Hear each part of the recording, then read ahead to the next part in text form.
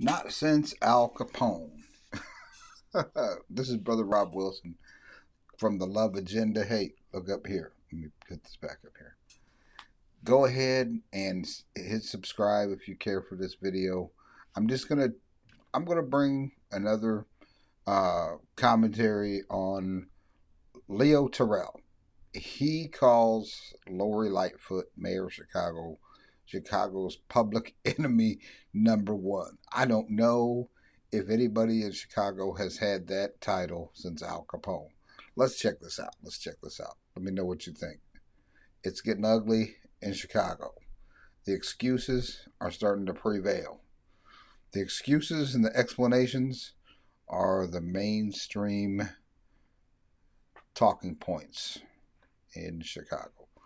Leo Terrell, Lori Lightfoot is public enemy #1 in Chicago. Oh no. What do you think? Chicago Mayor Lori Lightfoot says her city has a new public health crisis to deal with: racism. I am here today with racial equity and healthcare leaders to formally declare systemic racism as a public health crisis here in Chicago. At almost every single point in our city's history, sadly, racism has taken a devastating toll on the health and well-being of our residents of color, and particularly those who are Black. So the declaration gives Chicago $10 million in coronavirus funds from the CDC for, quote, healthy Chicago equity zones. But what about the rise in crime there? Local media reporting since Friday night alone, at least 45 people shot and 5 of those killed. One Chicago alderman, Raymond Lopez, says this: generational gang life isn't just something that's encouraged, it's almost revered in some neighborhoods. If you really want to get to what is at the heart of a lot of this, it is gangs. And it is the borderline collapse of the family unit in many of our neighborhoods. Lightfoot has avoided calling out gangs in our community as a source of violence in our city. So, Tammy, let's start with you. Is racism a public health crisis in Chicago, as the mayor alleges? Well, my main concern here, and remember, the Liberals don't do anything that they haven't planned for, that doesn't work within the overall narrative, which is that what they're facing is something that is at the heart and soul of the nation, something they can't escape, something that others are doing to them that will never end. It allows the left to tell people of color in particular, that their suffering will never end, that you must get rid of the thing that is doing this to you. When you cast this as a health issue, you are doing that literally, personally, to every other human being. That, in fact, if racism is a health issue, it means that people who are racist have to be eliminated in order for you to be healthy. It's not something, it's like what we're doing to COVID right now. It really signals that your fellow Americans, your neighbors, people who... Wow. With the current critical race theory agenda and narrative, that makes... These tactics remind me of some of the tactics used against the Jewish citizens in Nazi Germany. They needed to be exterminated. These ideologies are purely totalitarian in nature. Who might not look like you are something that is a danger to your very life, that as they exist like a living virus. This is the problem with that. Sure, she's going to get extra money, and sure, she gets extra powers by saying that, but she can also remove herself and Democrat policies that have done this. The allowing of gangs in, unemployment, having those neighborhood kids go into gangs, drug abuse, hopelessness. So that's the problem. This is another shiny object, but it also casts everyone else as a danger to society. Well, and Leo, to that point, I thought the alderman made such a good point. You know, he was saying that gangs are really at the source of the problem with Chicago, and we need to focus more on the family unit. So my question to you is, how susceptible are young men to crime without fathers at home? Well, I think, first of all, it's a big problem. I mean, there's been a lot of fatherless homes. And I think the key here is that Lori Lightfoot wants to ignore that. Let me be as clear as I can, Lisa, on this. There is no systemic racism in Chicago. There is no systemic racism in this country. That is a Democratic lie. I want to be clear about that. Lori Lightfoot is public enemy number one in Chicago. Now, she's not going to be able to move that $10 million. You know why? Because it's based on race. And just recently, she got nailed for excluding reporters. Back on. Leo Terrell calls Lori Lightfoot public enemy number one. That used to be Al Capone. Whew. But he's getting ready to go off, and this is if this is not racism, I don't know what is. I mean, if blaming health risks on whiteness, racism, I don't know what racism is. And what he's about to talk about is her refusing to accept interviews from white reporters, I think is what he's getting ready to say. That's another interview we need. What? You are a public official. You are a mayor.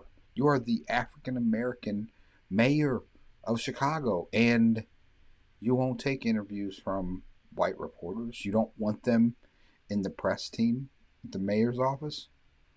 Wow. She's playing the race card because she's allowing people that look like me get killed every weekend in Chicago. This is a joke. This is a game she's trying to play. She's trying to win re-election, and she plays the old-fashioned Democratic race card in order to try to stay in office. There is no systemic racism. I'm sick of that. And key here is she is public enemy number one in Chicago. Leo, I wish you would tell us how you really feel. I'm trying to figure it out. I'll tell you tomorrow. I'll tell you tomorrow. That was very powerful and so succinct as always. You know, Trace, how much of this do you think, Chicago has so many issues, so many problems. How much of this is a distraction from those issues? As we've discussed, 45 people shot, 5 killed since Friday alone. And you keep in mind, those numbers are compiled late last night, Lisa. That's kind of how it works, and they're distributed Sunday morning. And so by tonight, those numbers are going to be a lot higher. Think about it. 45 shot, 5 killed. It happens every single weekend in Chicago. I love Chicago. When Fox News Channel went on the air 25 years ago, I was the Chicago correspondent. We did a ride-along with the gang unit, and we would meet these 14 and 15-year-old kids who not only were in gangs, but the Alderman Lopez is right. They were proud of being in gangs. They felt like they had a home. They had, a place of belonging. They were proud of it, and they would do whatever they were told. Exactly, right there. I mean, it's not just protection, and sometimes it's not protection at all. You got a young person not involved in any sports, not involved in anything positive, not getting affirmation at home, not getting validation at home, powerless, voiceless. But when you belong to a gang, what do you feel? You feel powerful. You feel like you have a voice.